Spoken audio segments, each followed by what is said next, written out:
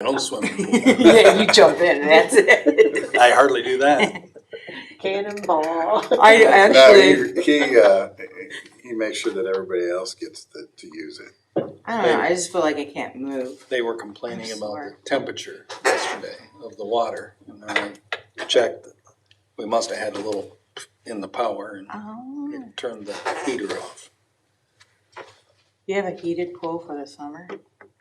I have a heated pool for this time of year. Oh, dude, I would want it cold as possible.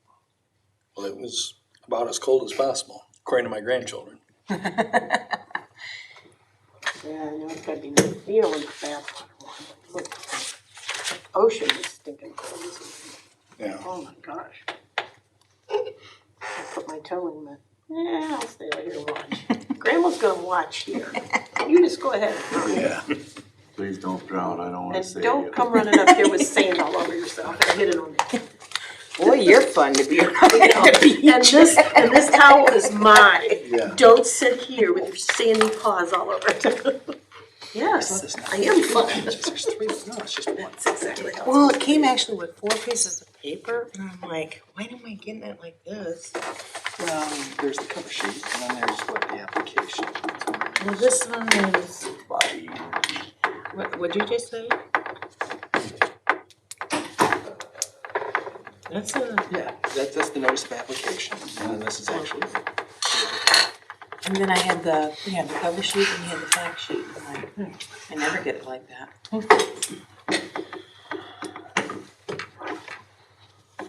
okay, we are live.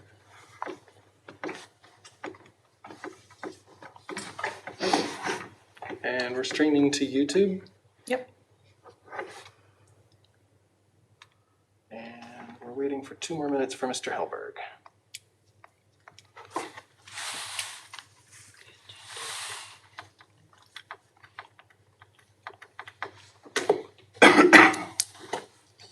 I can't believe it's June. We're gonna go camping this Sunday and meet up with Susie and Luther, Chris. and- Oh, are you really? Yeah. Where? Akron Lake, Mm-hmm. it's over by Akron. I didn't read that part. Susie said, hey, come on over. Chris said, you're supposed to make cucumber salad. I thought, okay. I think I made it the last time we were together. Well, he must have remembered it. Yeah, most of, I said, I guess so. But yeah, I'm excited to see him.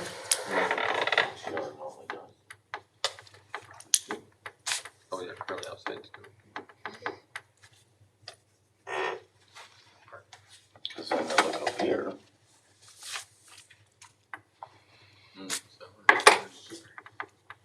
Put me up too. That's what it's for. And also have your teeth choke track this. What's that sign say on the door? Oh, you say that it's locked. Oh, It's locked. It's open. yeah, it's just building a part. They're locking the gate. Thanks.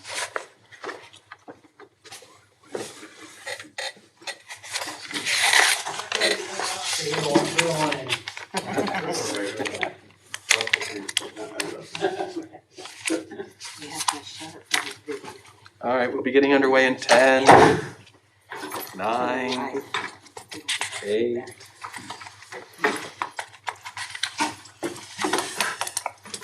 Three, two.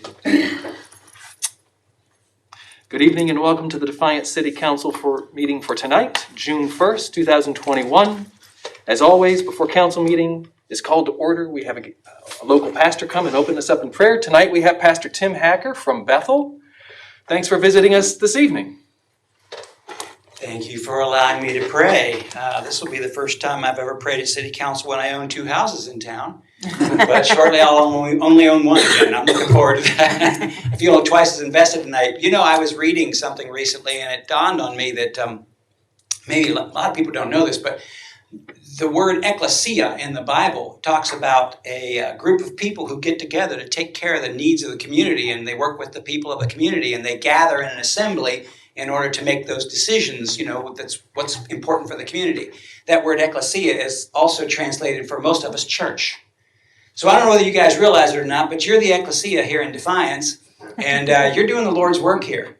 So I think it's good that we just pray that God helps you all that He can, and I'm sure you'll take it. So let's pray. Father, thank you for these wonderful people, for their efforts to make Defiance what it is, and it is a great place to live, Lord, and we are thankful for that. We pray that you'll give them wisdom when they come to something that they can't agree on, that there will be an answer come out of nowhere sometimes and just surprise everyone, and that you will just show yourself mighty through them for the people of this community, so that all of us, Lord, can just serve and love and be all the things that we should be. So we thank you for it in Jesus' name.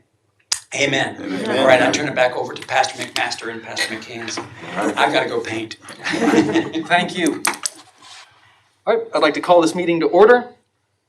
Let the record show that all the members of council are present this evening. Would you stand with me for the Pledge of Allegiance? I pledge allegiance to the flag of the United States of America and to the republic for which it stands, one nation, under God, indivisible, with liberty and justice for all.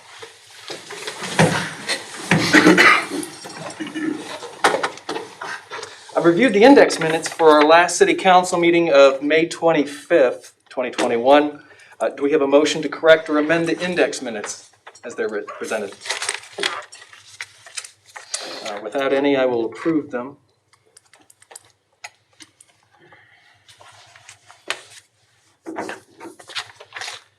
And do we have a request or report for liaison meetings? I think this would be you, Jeff. Okay. I was going to do that during. Okay, all right. Do we have any comments from council? Mr. Corbett? Mayor, Jeff, I had a call from a constituent today that just asked this question, and I didn't know the answer, so I'm going to ask. She was concerned, since the splash pad is so close to Power Dam Road, about the safety of the kids. Is there any fencing? Go ahead, Mayor.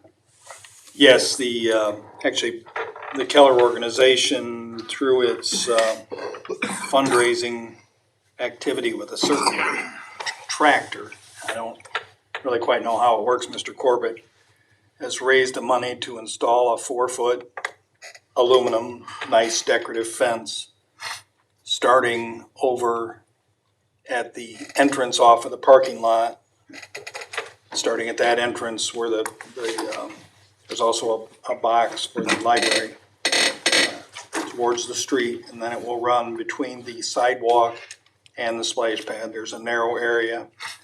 It'll run parallel to Power Dam Road and then cut back towards the left field, or excuse me, the right field fence that's there for the ball field currently.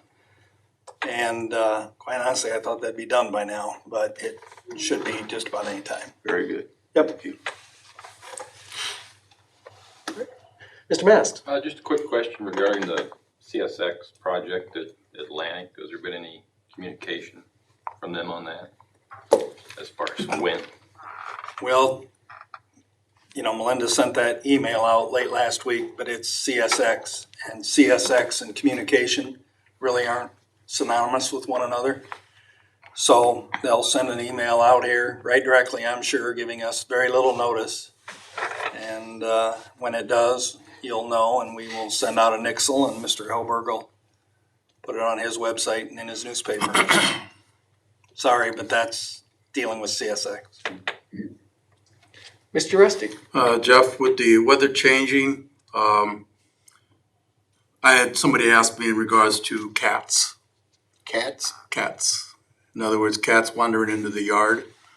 What is the protocol on how to alleviate cats coming into the yards that from neighbors or from the neighborhood? You can file a complaint with my office. We'll follow up with it. Cats that are in other people's yards.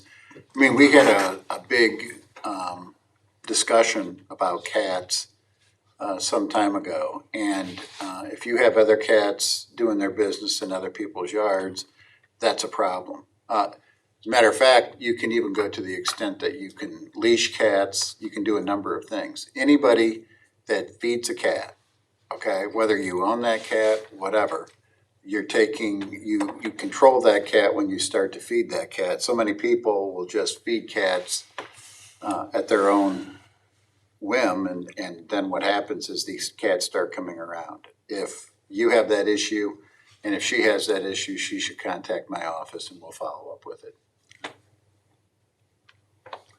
I do believe, Mr. Rusty, and I would fact check me on this, but that you can go to the animal shelter, get traps, trap those cats, and then take them to the animal shelter. And then they don't euthanize them. I believe they spay or neuter if that's appropriate, and then they're released again. That's the current protocol, but that's what I think. That's not what I know. Are we still contributing to the shelter, for the animal shelter, for cats? We actually had a request that is under consideration, not necessarily for cats, but for the humane shelter. A couple of years ago, we had, I believe, $5,000 additional funds in the budget. That was a one-time request and a one-time donation to help with their feline program. We have not funded that since, or nor been asked to do so. Well, the problem with that is that it's our responsibility, because in essence, we have an ordinance. And our ordinance here in Defiance basically says that we take care of the cat issue, and there should be some place that cat should go if it is picked up. And that's why I think it was a request that was made to contribute to the feline issue at the shelter, because they weren't getting any. I think probably maybe 6 years ago, there was a request to council for some matching with the county, and that was rejected by city council. And then I think within the last 4 years or 3 years, we did do the 5,000 contribution. And I think it should be one of those things where it's continuing, as long as that ordinance is on the books, that, you know, we're alleviating cat issues in our community. They have to go someplace. Where would they go? That's just my thoughts. Yeah, no, you're asking the wrong guy if you're looking at me. We'll pull the ordinance, take a look at it, revisit it, and if you can forward me the person, I'd be more than happy to get back with them. Mr. Engel? Yeah. Couple things. If that's reported to you or the mayor as far as all the cats, what will be done with that? I mean, what can we do with that? Because I know people that's got beach cats and do that, and they're just all over, just not in my neighborhood, but other places. But well, I don't. I think our code addresses that you're not allowed to feed stray cats. I don't think our code addresses feral cats and what we're supposed to do with them. Again, like the mayor, I don't know, but I don't think we have anything on the books other than you're not supposed to feed them. They're feral cats, so you can't establish ownership, obviously. Right. So I think you're correct, Mr. Leonard. As I said, I think the best thing we can do for all of you is we'll follow up with Mr. O'Donnell on what our code says. I'm happy to call Lisa Weiner and check with her, but the dog warden is Mr. Vogel is exactly that, a dog warden. I don't believe he deals with cats. And feral cats are just like, in some regards, raccoons and squirrels and rabbits. I know they're a pain.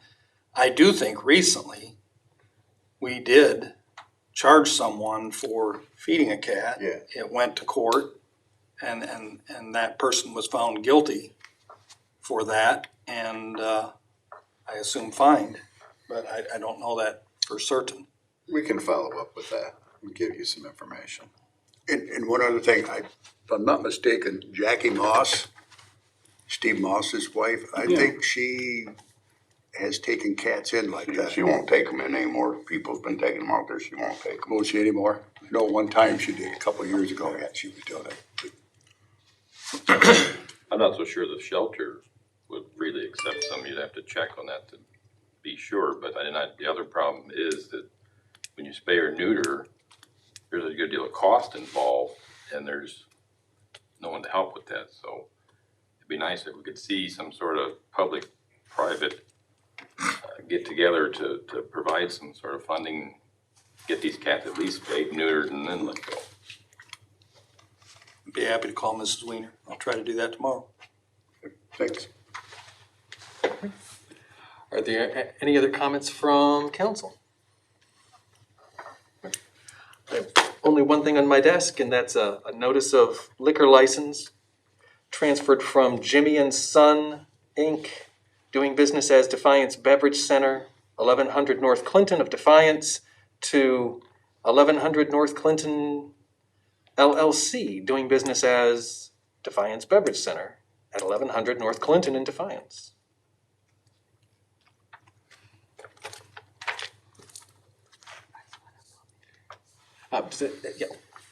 Does anyone want a public hearing on the issue? Nope. Okay. And with that, we'll move on to the Board of Control. Mayor McCann. Thank you, President McMaster. I wanted to circle back with you guys on the tree.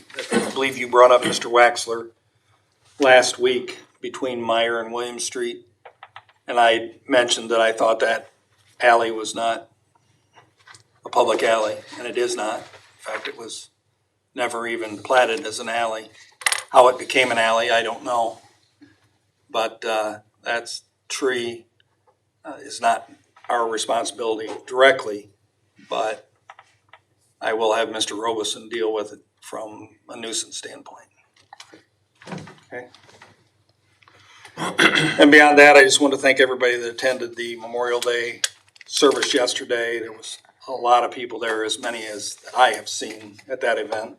A great surprise, but wanted to also thank our cemetery workers, the Parks Department, the Streets Departments, the nuisance people that all had Riverside Cemetery shining bright, and I really appreciate that. Our assistant, Debbie Stevens, who coordinates the whole thing, that starts in February when we start to reach out to all the different individuals that are involved, and Debbie pulls those meetings together, and we were able to pull that off. Mark, John, and Jamie from DCTV for seeing to it that it was broadcast on DCTV, and the Defiance Band hammered out all their scheduled songs with the one exception of I forgot to have them play one. Commissioner Mack did a great job with his talk, and Pastor Brobston and the other speakers. And, if you were there, you had the great pleasure of hearing Sophia Castillo sing the national anthem a cappella, and she did an amazing job. And so just thanks for everybody. It's one of the things I look forward to every year. And that's all I have, sir. Thank you. Mr. Leonard. Thank you, Mr. President. I've got a few things. Number one, tomorrow there's going to be out at Pinehurst and State Route 281, there's going to be some test digs for A&R Pipeline. They may have to shut Pinehurst down. They're not quite sure yet, but just to give you a heads up on that, they will be doing some work out there. The other thing that I would like to announce is I would like to have a traffic commission meeting on June 22nd at 5 o'clock. And the agenda items will be, number one, a second access for 115 Beatty Avenue. No right turn on reds and restricted areas. I think I might have mentioned to council that we were having some issues concerning right turns in the downtown area.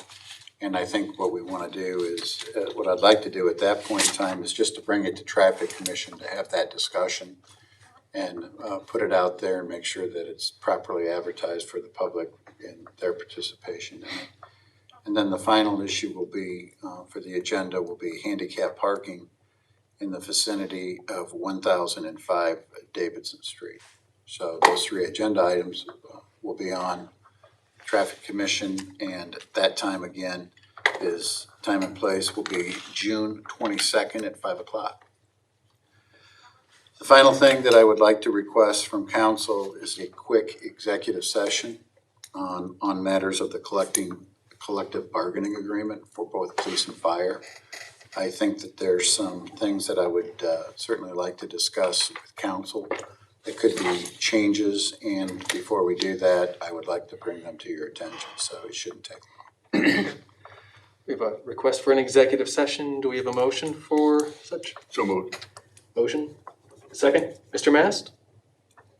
Mr. Engel, Yes. Mr. Corbett, Yes. Mr. Hancock. Yes. Mr. Rusty, Yes. Mr. Mass, Yes. Mr. Wexler, Yes. and Mrs. Crutch. Yes. An executive session before we adjourn for this evening. And is there anything else? Just one final matter, Mr. Wexler, we talked about the signs. I seen them. Yeah, they're up, and, I seen them today out there. so, thank you, that's all I have. Mr. O'Donnell is serving our country this evening. And so, Mr. Leonard, Because I'm not serving our country this year. you're serving the city currently, I suppose. Serving our community.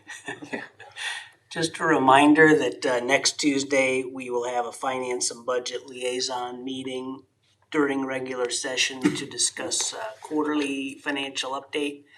A brief discussion on fees in general, and then a specific discussion on cemetery rates. Excellent.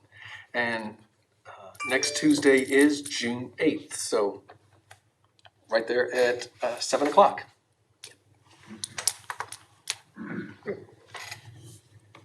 With that, we have 3 items for discussion this evening.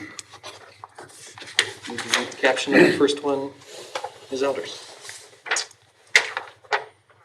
First reading by caption only, an ordinance awarding a professional service contract for the design of the Commerce Drive extension and declaring an emergency. Mayor McCann. Thank you, President McMaster. I think this is something you've all expected to see here sometime. As you all know, that currently there's $750,000 in grant money that's been awarded to the city of Defiance for the improvement of East Commerce Drive. What we're requesting is to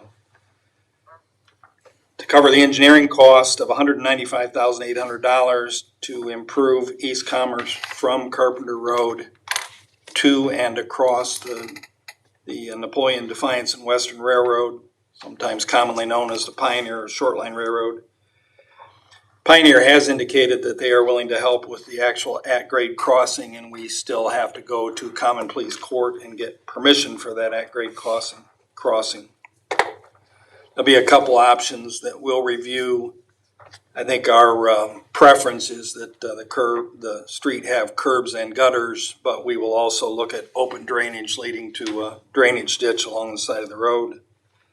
Also be a proposal for a sewage pump station.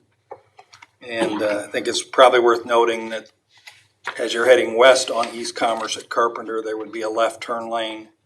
And also as you are coming across US 24 heading south on Carpenter Road, there would be a left turn lane there as well, albeit a very small lane because of the coming across that bridge.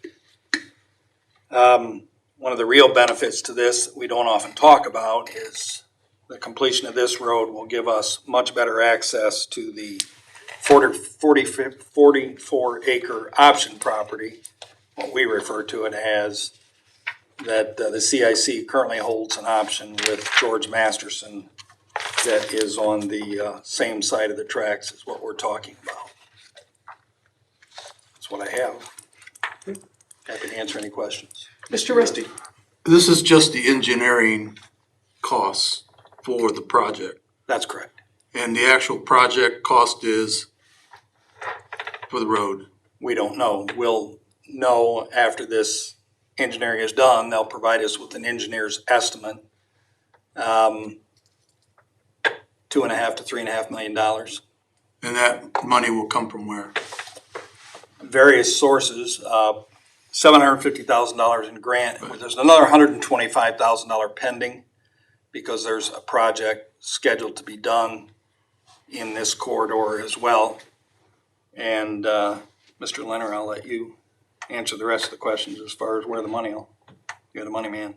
I hope that estimate is high, Yeah. I was gonna say more like $1.5 million, but I'm sure that's too low too. Okay. Well, Say a it's- couple of $1 million, but yeah, there's $750,000 that has been committed in grants, primarily the result of the expansion that was done at Manville.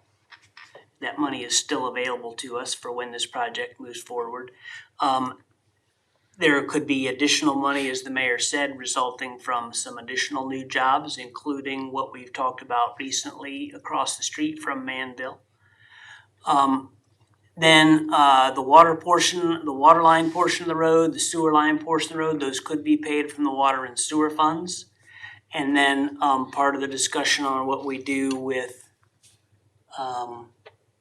the new federal funding that is coming our way. I mean, that'll be a part of the discussion we have with you folks.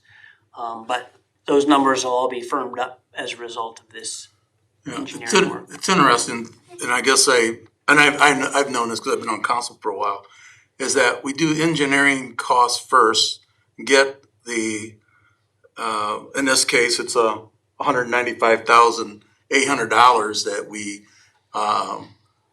put out to basically get the study, and then we come back and we're either going to approve or not approve the project. And if the project is whatever, we turn it down, then we're out the 195,800. I mean, that's interesting how that's done, but I'd like to correct you, just a little something you just said. Sooner or later, this road's gonna have to be completed. And these engineering plans, whether the project is done in 22, 23, 24, the engineering plans themselves, for the most part, should still be good. There might be some tweaking, but a majority of the plan itself to build the road, where the road goes, how it crosses the short line railroad, so that we have basically a perpendicular crossing. The railroad's not gonna move, and nothing should happen that's gonna change these plans. But as far as where the railroad entrance, or that's part of the project that's ongoing right now, that's connecting from Dahmersville to that railroad crossing, correct? The road went 600 feet in. There's probably at least that, if not more, yet to complete, but that's not our responsibility. Okay. When are they gonna start that building out there? Anytime. I mean, I see a lot of stuff happening, but nothing there. There was some issues with the plan examiner out of Columbus, but those were cleared up last week. Mr. Rusty? Up to how long is the $750,000 available to the city? Well, technically now it's available to December 31 of 2021, which seems like a short time frame. We've been granted multiple extensions. That's been like a 6-month grant of it's been available in 6 months increments. I think we're on our second or third extension at this point. As long as we have things progressing in that area, ODOT has been seemingly amenable to extending the thing up until we'll need it. I got one last question. It's a moving deadline, and fortunately, they've kept moving it for us. If the federal money that we're going to get in, if that wasn't available to us, and there was no other source to build the road other than the property just being there, but we still had the $750,000 available. If a business wanted to build in that area, would they be responsible for that piece of the road and potentially anything that they could take from the 750? There's monies available for roads improvements in front of businesses. I guess conceivably, Joe, we've debated for 2 years since this whole Harmon deal came along as to how much, at what point should the city kick in the balance of this road project when we've got $750,000 in grants? And if all we had was the $750 against the $2.5 million project, and there were no prospects of additional new growth out there, I don't think we would fund it until something more promising came along. And we would probably sacrifice the $750,000 in grants. And we're doing everything we can to extend that offer and to have it still available. We've got development happening out there. We have a promised new development happening out there. And then you've got to decide, well, how much more money can we get to fund it? And at what point, say it's $2.5 million and we secure $1 million or $1.2 million, then you've got to really decide, well, you know what, we'd probably be foolish to turn that kind of money away and not come up with $1 million balance to finish it, whatever those numbers are. And, if need be, a worst case scenario, if you need $1 million for a road that's got to be done and you don't have another source of funding, you borrow $1 million for 5 years. We and the council, we've got to decide whether doing that road and having the development that we've all hoped for along the 24 corridor for 15 years is worth funding when we're on the precipice of it happening. I think the other issue or the other point is, you say you're right about the engineering, but you also have to add the planning component into that. We've been planning to look at Commerce Drive, and Jerry Hayes, when Jerry was here, talked about Commerce Drive for a number of years. We brought the Harmon folks into this council room to discuss the planning and the development of that area.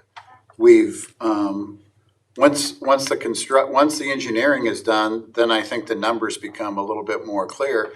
But we're also waiting for opportunities where job creation creates grants, and I think we've done that with some of the programs that we already have. So 750's in the bank already. Additional monies can come into play as long as you have that job creation. And I think John said it best. When you have the opportunity to, you not maybe get all of it, you might get a portion of it, and not all of it is going to be on the, when you think about it, the question really is how much should the government participate in? The government it's still a public purpose. You have access for Manville. You can get trucks off Carpenter Road. You can access Manville better. There are other attributes of the program that kind of fit it.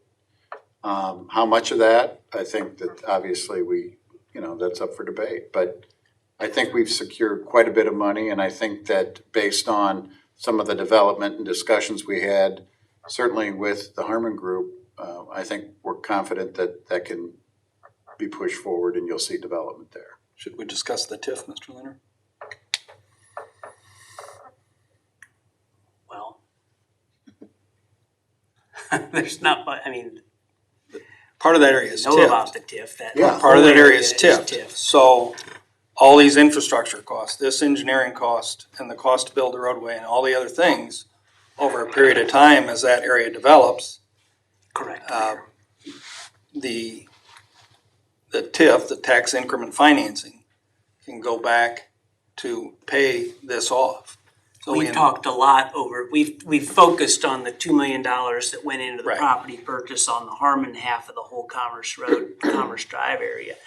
The mayor's correct. That whole area, that whole corridor from Carpenter to Domersville is a part of the TIF area. And we would be able to reimburse ourselves for all of those costs that we have in it. The direct question to your answer is absolutely. If a company comes in and wants to build on the deeper in, but this side of the tracks, yeah, you could make a company build the road like you could make any private developer. But at the same time, you're trying to incentivize a company to come, and all the whole economic development world.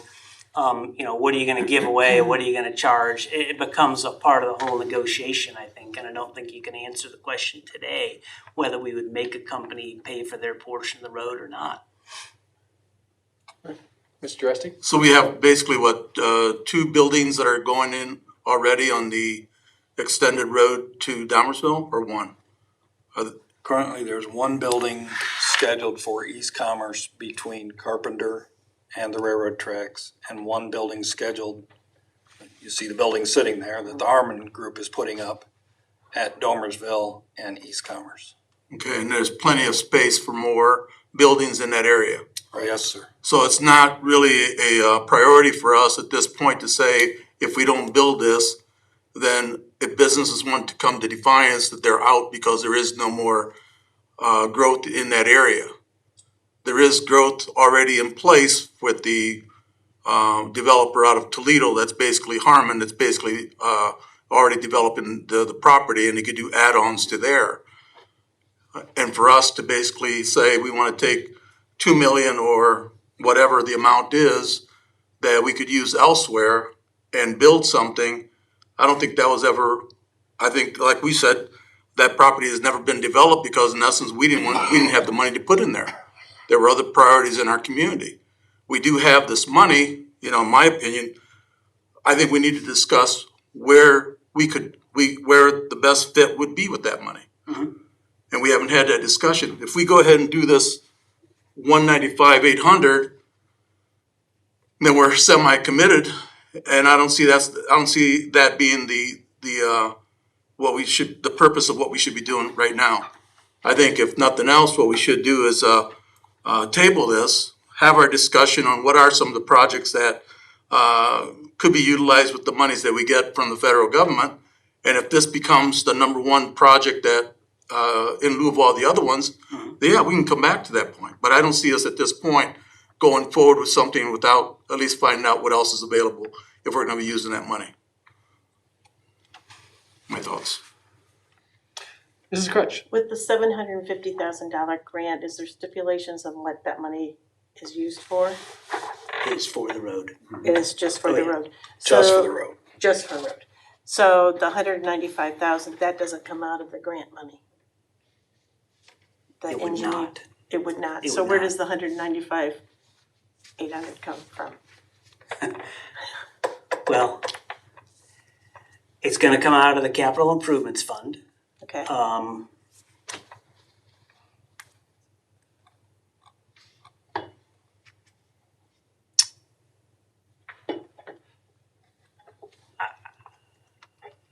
I mean, it would come from the income tax that fund the capital improvements fund that might eat into something we do in 2022 or would recommend to do in 2022. We have, as you are all well aware, CARES Act funding, what was CARES Act funding and is now surplus in our general fund, available, to the tune of over $1 million. We're slated to get close to another $3 million in federal funding. And it's always a question, what's the proper time for all of us to have these discussions? And Mr. Uresti's his point is well taken, and maybe we should have that conversation much sooner than we expected. I can tell you that the administration's recommendation is going to be that Commerce Drive is the number one priority because of the grant funding that is attached that is at risk of being lost. Because if you consider all of this federal money that's falling out of the sky, if you consider how can we best maximize the return on that money, how can we best use that money so we get a long-term benefit from it, you have to look at economic development opportunities, which Commerce Drive represents. We could take $2 million and pave sidewalks and pave streets, but those are operating obligations of the city that once we spend that money, it's gone. It's not as though it's going to sustain street paving for the next 50 years. Whereas an economic development investment with new jobs and that kind of growth could actually sustain operating expenses for decades, for years to come. So I think we want to look from the perspective of what's the best way to maximize the long-term benefit that this windfall of money could provide, as opposed to just spending it on a list of potholes that we should be trying to fund without that windfall anyway. You know what I mean? So it's a one-time windfall of funds, and we're trying to think of how we can best maximize it for the long term. economic development seems to be, from the administration standpoint, possibly the best use of funds. But we can't finish that conversation, obviously, without the council. And Mr. Uresti is raising a question about the timing that is, I think, probably very appropriate. And when do we have this discussion with you all? The truth is, we don't know exactly how much money we're gonna get. We don't know exactly when we're gonna get it. And we don't know exactly what those uses are going to be. Because even though some guidance came out, there's enough vagueness it's all open to interpretation. And it will be continually interpreted and modified for the next 6 months, maybe the next 12 months, before a final answer is given on all the possible uses of the funding.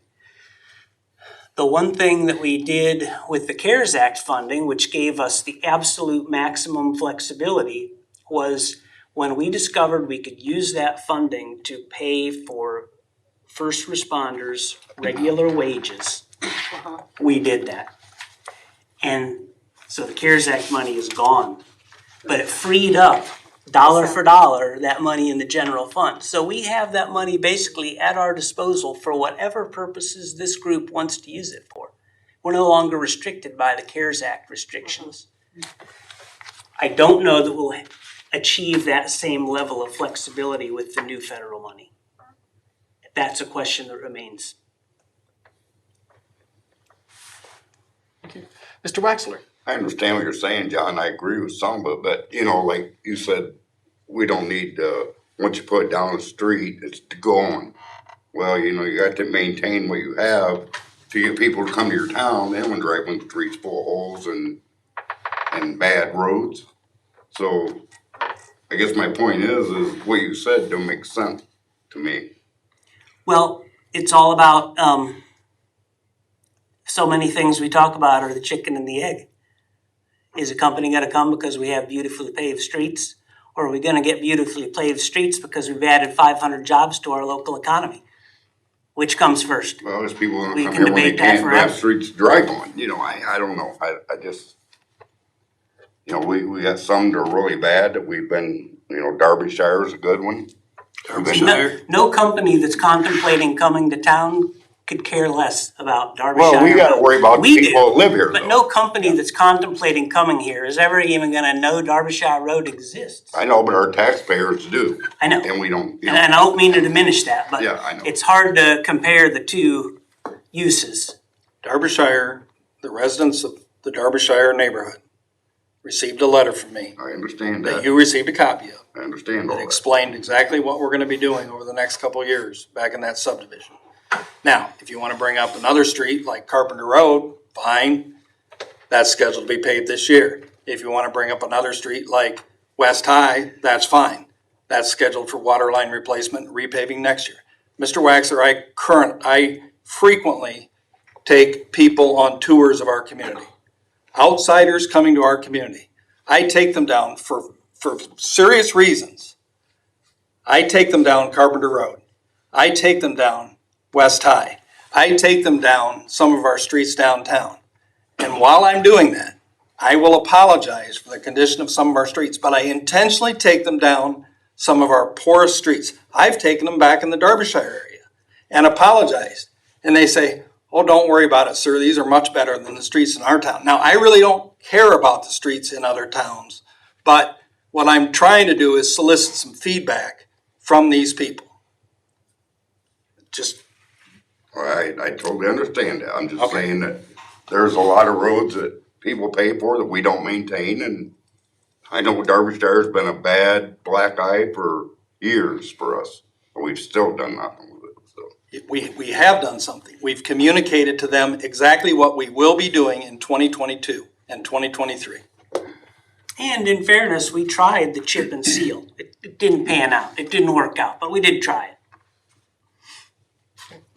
We explained it's much, if we could go in and pave the streets, we can do that. We can probably do it this year. But we're gonna dig them all right back up. You know, we've been doing that for 10 years. 10 years we've been telling that we're gonna do it. We still haven't done it. So.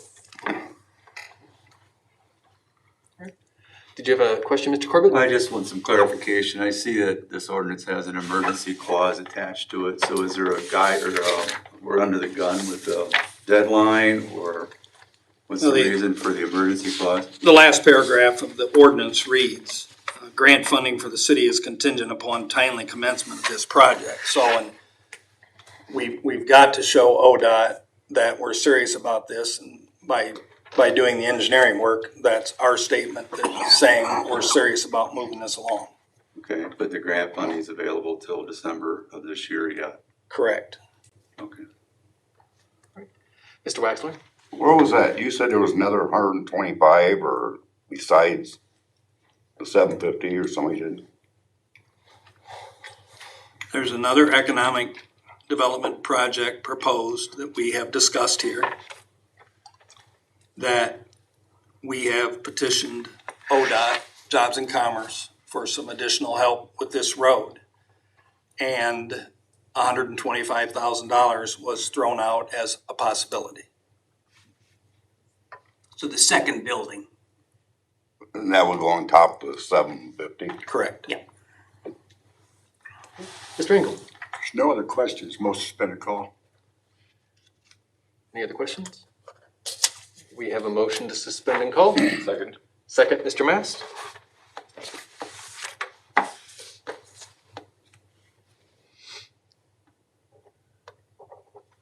Mr. Corbett, Yes. Mr. Hancock, Yes. Mr. Rusty, No. Mr. Mass, Yes. Mr. Waxler, No. Mrs. Crutch, No. and Mr. Engel. Yes. Okay. Has to come back as a second. Yep, it has to come back as a second reading because it's an emergency. It needs 5 council members, and we currently have 1, 2, 3, 4. So we'll bring it back for a second reading.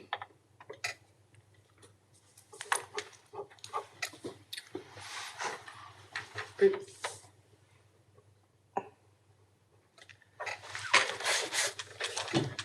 Second. First reading by caption only, an ordinance authorizing entry into a grant agreement with the Great Lakes Absorbing System and declaring an emergency. Mr. Leonard. Thank you, Mr. President. As a way to enhance our water plant and in conjunction with our CSO program, one of the main items of discussion has been the environment and water quality. And I have to give my compliments to Jennifer English, who has been able to, number one, secure a program where we've gone out to the reservoir site and looked at filtering water out there and actually improve water quality with the farm land that we've actually donated, and we are actually monitoring the issue of filtering out nutrients from that water and collecting data on that. Most recently, and today I'm happy to announce that another program is we've got a closing done on the property that you see on 424 at Burning Tree, where we've acquired property and been able to actually secure a grant for a wetland.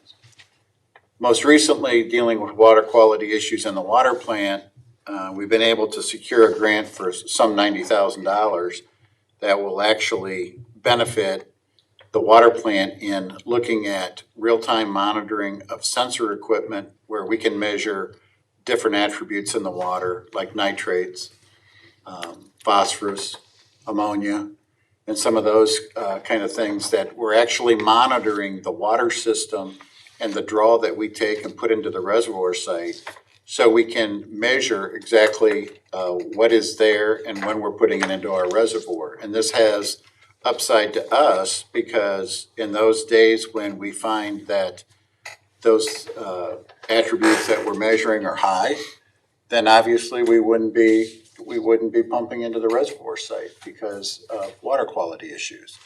So I'm happy to announce, and I've asked Jennifer to come tonight to talk about the program. You have the contract agreement between the Great Lakes Observing System and the city of Defiance.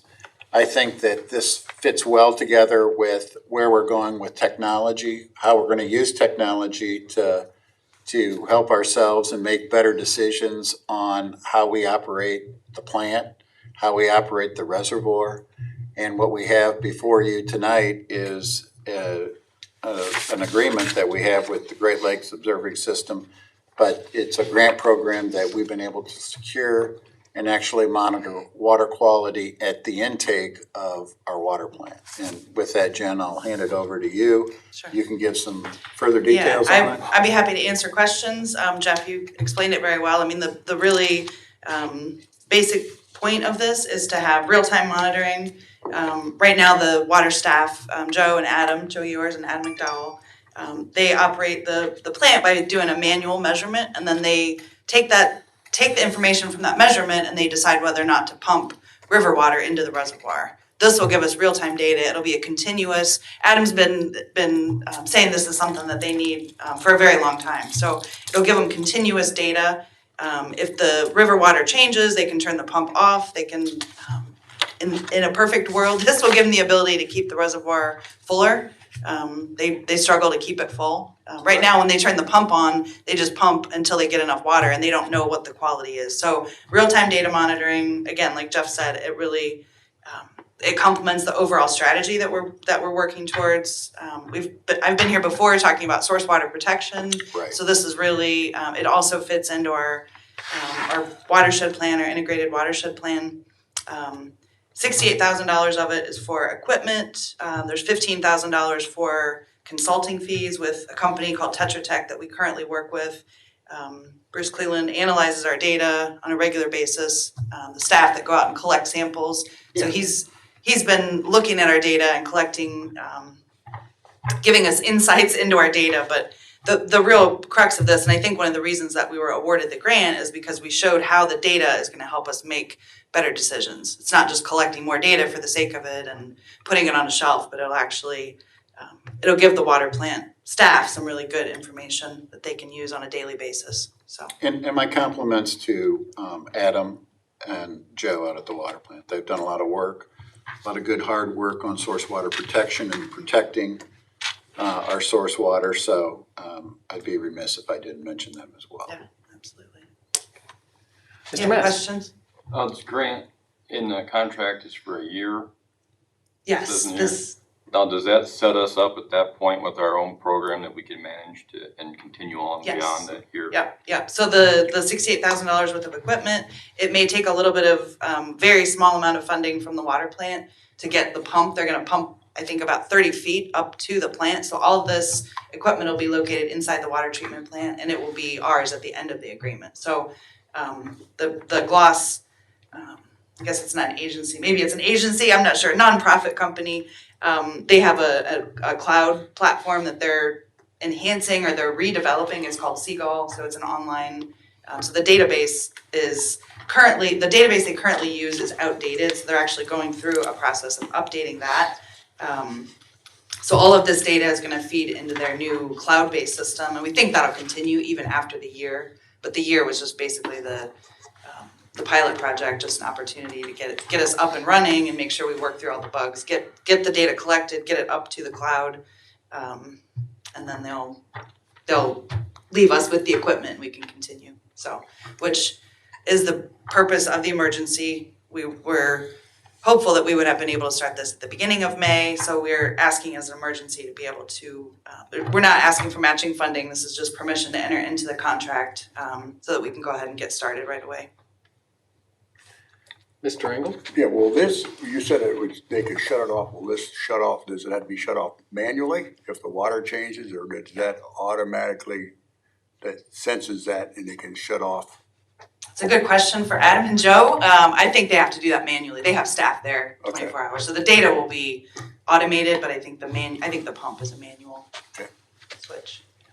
And along with that 90,000, how is that into our budget? I mean, I know that it's not within our budget currently, but will it be under MS4 or will it be under intake, waste?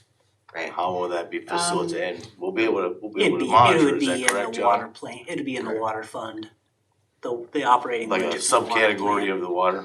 We'll have to appropriate the dollars, but then we'll get all the grant revenue to cover those expenses. There's just a few $1,000s for reimbursement of salaries. So there'll be a little bit of my time that's covered just as kind of, I guess, the coordinator or project manager. It's not time for Adam and Joe. They were glad to do the extra work because it's in the long run, it's data that will save them time and money. But that's included in this 90, is that correct? Yeah, so there's about $6,000 of Sure. of revenue that will bring in for salaries. Yep. Mr. Engel? Yeah, no other discussion, they'll make a motion to spend and call. We have no other question. We have a motion to suspend and call. Second, Mr. Corbett? Mr. Rusty, Yes. Mr. Mass, Yes. Mr. Waxler, Yes. Mrs. Crutch, Yes. Mr. Engel, Yes. Mr. Corbett, Yes. and Mr. Hancock. Yes. And do we have a motion to Motion adopt? to adopt. Mr. Hancock, second. Mr. Mast? Mr. Mass, Yes. Mr. Waxler, Yes. Mrs. Crutch, Yes. Mr. Engel, Yes. Mr. Corbett, Yes. Mr. Hancock, Yes. and Mr. Rusty. Yes. And Council President, may I say one thing? Thank you, Jen. This is very nice. Yeah, thank you very much. We'll be back to give updates. We'll bring Adam and Joe back next time. Sure. Thank you. And this ordinance is adopted. And lastly,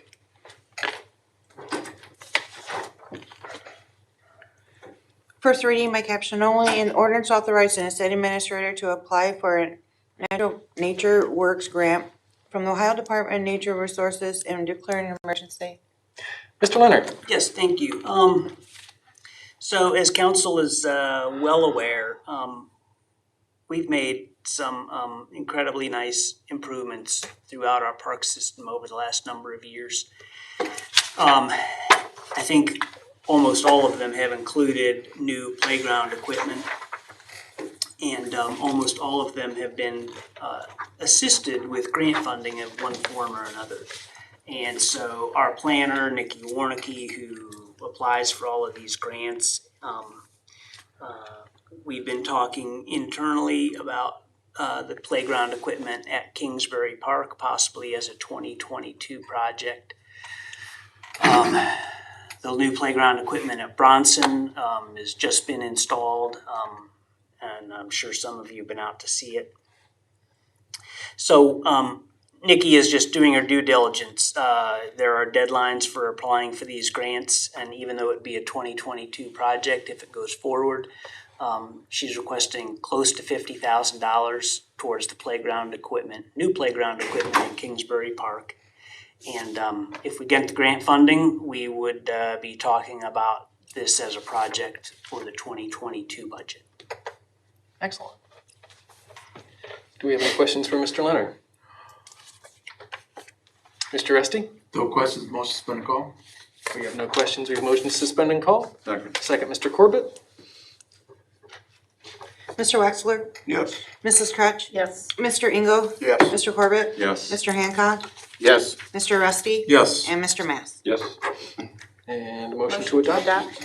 Mrs. Crutch, second. Mr. Waxler?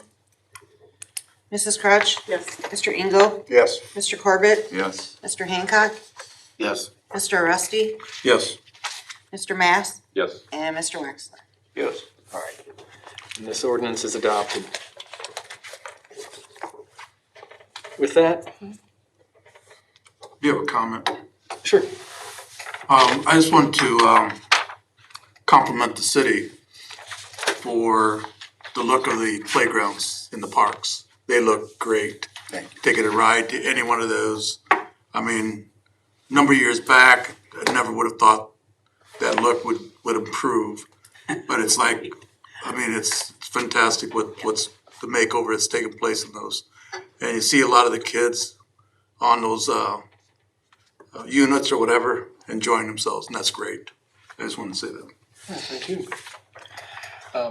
Before we exit to executive session, we don't have any guests this evening for citizens' concerns. Did any members of council have an email or a message?